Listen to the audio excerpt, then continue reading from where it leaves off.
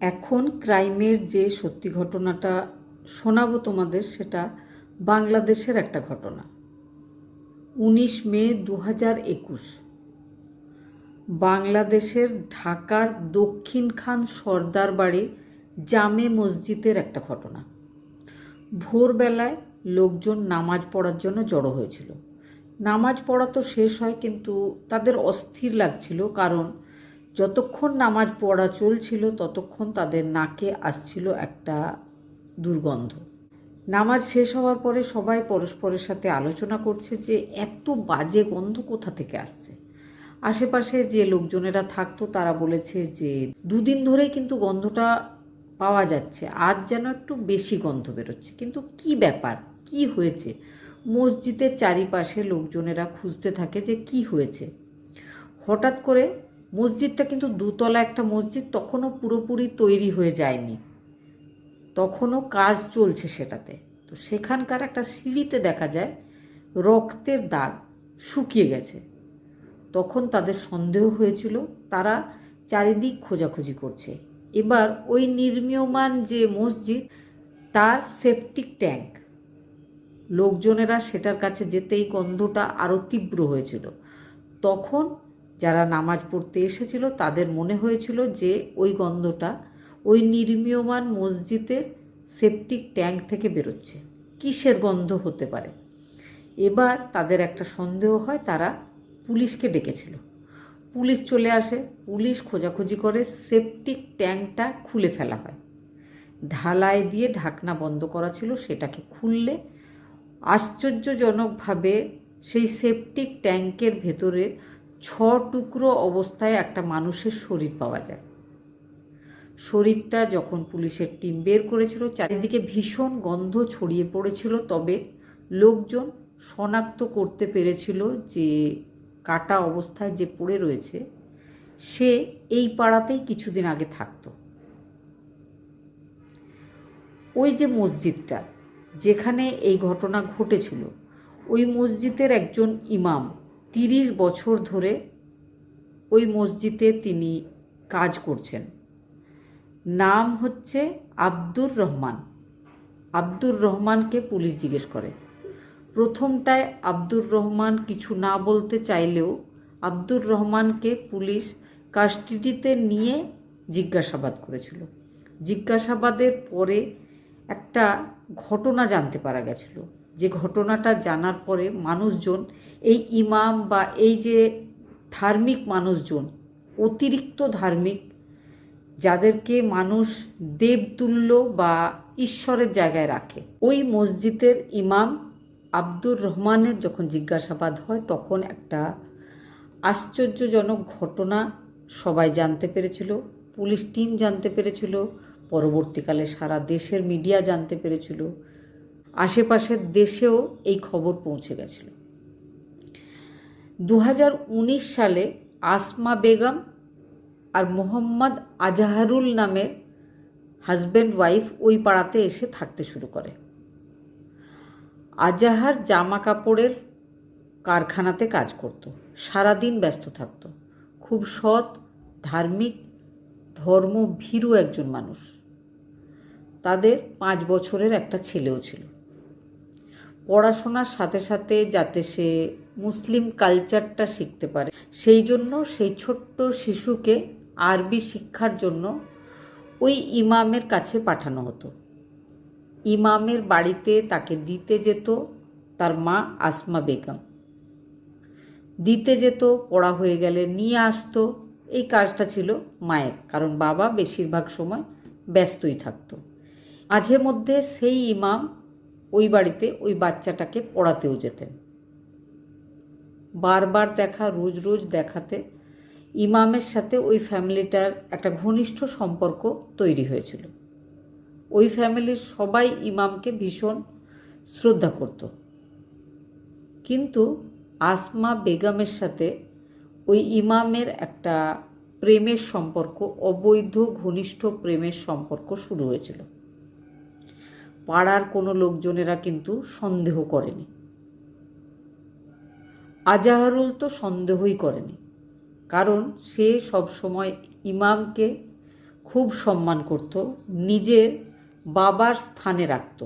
দীর্ঘ 1 বছর আসমা বেগমের সাথে ওই ইমামের ঘনিষ্ঠতা চলেছিল।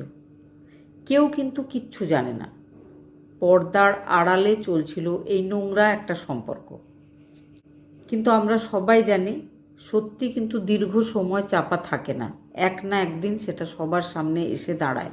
এই ঘটনাতেও সেটাই হয়েছিল। হঠাৎ করেই একদিন আজাহার নিজের স্ত্রীকে সেই মৌলানার সাথে ঘনিষ্ঠ অবস্থায় দেখে ফেলেছিল। সে নিজের চোখের ওপর বিশ্বাস করতে পারছিল না। সে কিন্তু সেই মৌলানাকে কিচ্ছু বলেনি, নিজের স্ত্রীকে বকাঝকা করেছিল। 2020 সালে আজাহার নিজের স্ত্রী, নিজের ছেলেকে নিয়ে হাজিবাগ নামের একটা এলাকায় নতুন একটা ঘর ভাড়ায় নিয়ে সেখানে চলে যায়। আজাহার ভেবেছিল পাড়া পাল্টে নিলে, বাড়ি পাল্টে নিলে হয়তো সেই মৌলানার সাথে তার স্ত্রীর যে সম্পর্ক সেটা আর থাকবে না। বাচ্চাটাকেও কিন্তু আরবি শেখানোর জন্য ওই মৌলানার কাছে পাঠানো হচ্ছিল না। এই পরিবারটা গিয়ে হাজিবাগে থাকা শুরু করে। আজাহার নিজের স্ত্রীকে ভালোভাবে বোঝায় যে তুমি যেটা করছো ভুল করছো, উনি আমাদের পিতৃতুল্য, আমাদের ওনাকে সম্মান করা উচিত, আর তুমি একটা অবৈধ সম্পর্কতে জড়িয়ে পড়ছো, তুমি সাবধান হও, তোমার সন্তান রয়েছে, এইভাবে যদি তুমি চলো তাহলে কিন্তু সন্তানের কাছে তোমার সম্মান থাকবে না। স্ত্রী বলে যে ঠিক আছে, আর এই ধরনের কোনো কাজ সে করবে না। 2020 সালে তারা বাড়ি পাল্টে চলে গেছিল। কিন্তু আব্দুর রহমান আর আসমা বেগমের মধ্যে যে সম্পর্ক ছিল সেই সম্পর্ক একদিনের জন্যও বন্ধ হয়নি। তাদের সম্পর্কটা আগের মতোই একই রকমভাবে চলছিল। এখনও কিন্তু আজাহার নিজের কাজে চলে যায়, বাড়িতে একাই থাকে আসমা। আসমার কাছে মাঝে মধ্যেই চলে আসে সেই আব্দুর রহমান, আর তার হাজব্যান্ডের ফিরে আসার আগেই চলে আসে। খুব বেশিক্ষণ তার সঙ্গে সময় কাটায় না, তবে ঘন ঘন ইচ্ছা হলেই চলে যায় আসমার কাছে।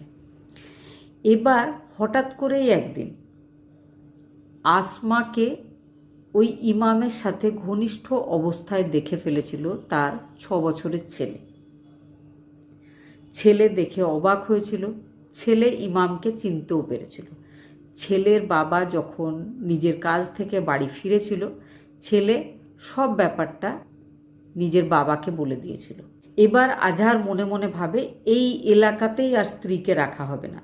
সে এবার নিজের স্ত্রী আর নিজের সন্তানকে নিয়ে নিজের গ্রামের বাড়ি টাঙ্গাইলের কালীহাটিতে চলে যায়। আবার নিজে ফিরে আসে নিজের কাজের জায়গায়। ঢাকাতে সে কাজ করত, এখানে তাকে আসতেই হবে।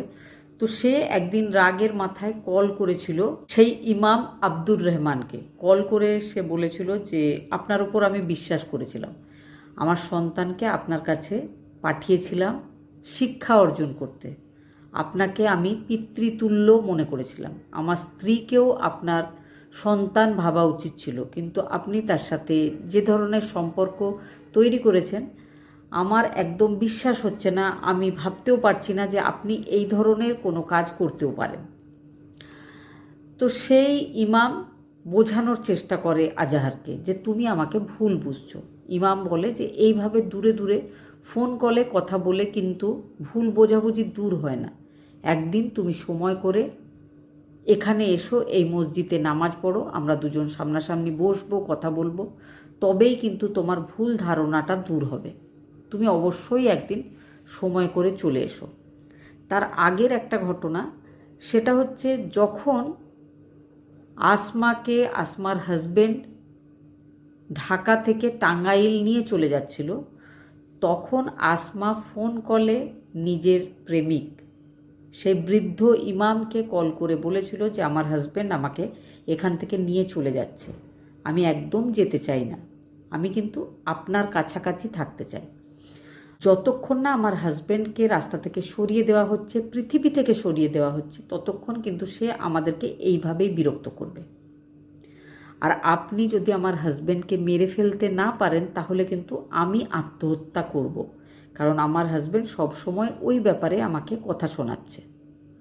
আমি আর কোনোভাবেই নিজের হাজবেন্ডের সাথে থাকবো না, আমি আপনার সাথে থাকবো, আপনার সাথেই সম্পর্ক থাকবে আমার।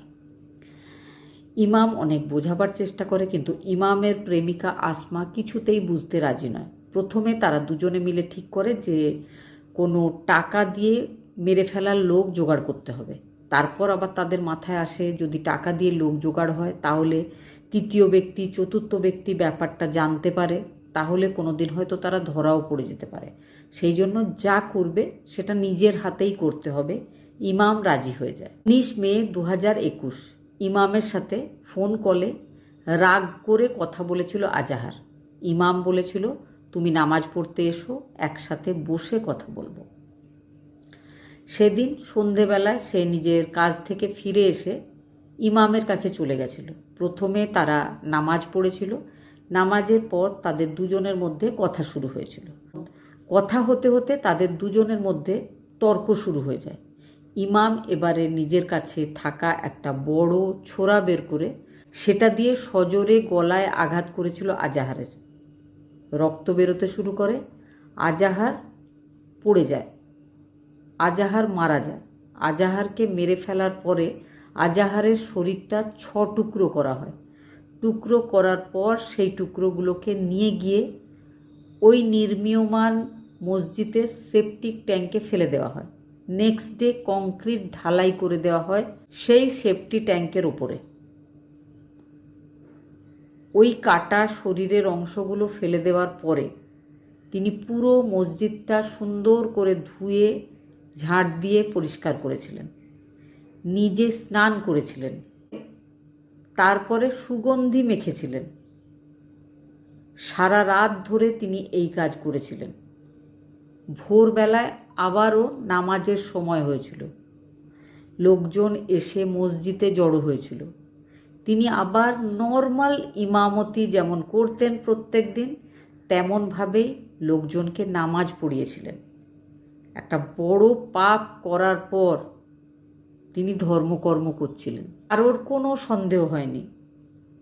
পরিষ্কার চকচকে মসজিদ, রক্তের দাগ কিন্তু ধুয়ে মুছে ফেলেছিলেন। সিঁড়িতে থেকে গেছিল রক্তের দাগ, পরে সেটা শুকনোও হয়ে গেছিল, কিন্তু সেই শুকিয়ে যাওয়া দাগ থেকেই লোকজনের তার উপর সন্দেহ হয়। তারপর পুলিশ ডাকা হয়, পুলিশ তাকে অ্যারেস্ট করেছিল। পুরো ব্যাপারটা সামনে এসেছিল। একজন ধার্মিক মানুষ, যাকে আমরা সেই ওপরওয়ালার খুব কাছাকাছির মানুষ বলে মনে করি। আমাদের সব সময় মনে হয় যে ওপরওয়ালার সাথে কন্ট্যাক্ট করার জন্য মাঝখানে একটা মিডিয়েটর দরকার। হিন্দু ধর্মে যেমন পুরোহিত রয়েছে, মুসলিম ধর্মে সেই রকম ইমাম বা মৌলানা রয়েছে। সবাই খারাপ বা সবাই পাপই করছে এমন বলবো না, তবে এই ধরনের মানুষজন যারা অতি ধার্মিক, তাদের থেকে কিন্তু